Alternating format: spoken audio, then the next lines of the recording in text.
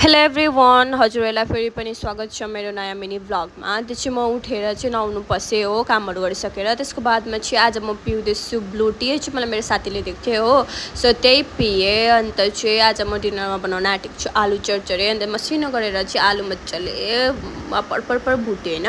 अन्त खाना बनाउँदै थिएँ, मैले चाहिँ छिटै बनाइसकेको थिएँ नि त खाना। अन्त चाहिँ मैले कोल्ड कफी बनाएँ, कोल्ड कफी पिउँदैछु म चाहिँ यहाँनिर हो।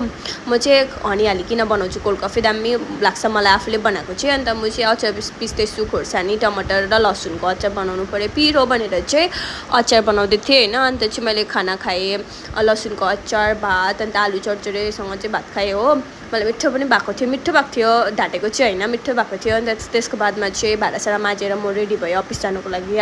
आजको मेरो आउटफिट देख्नु सक्नुहुन्छ यही हो।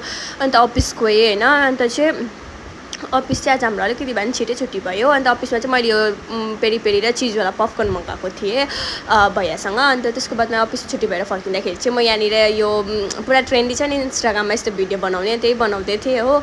त्यसको बादमा रुम आएर चाहिँ कामसाम गरेर उसकोलाई खाना दिएर बाहिर लैजाएर चाहिँ मैले आफ्नो स्किन केयर पनि गरेँ हो। सो आजलाई यति नै, बाई।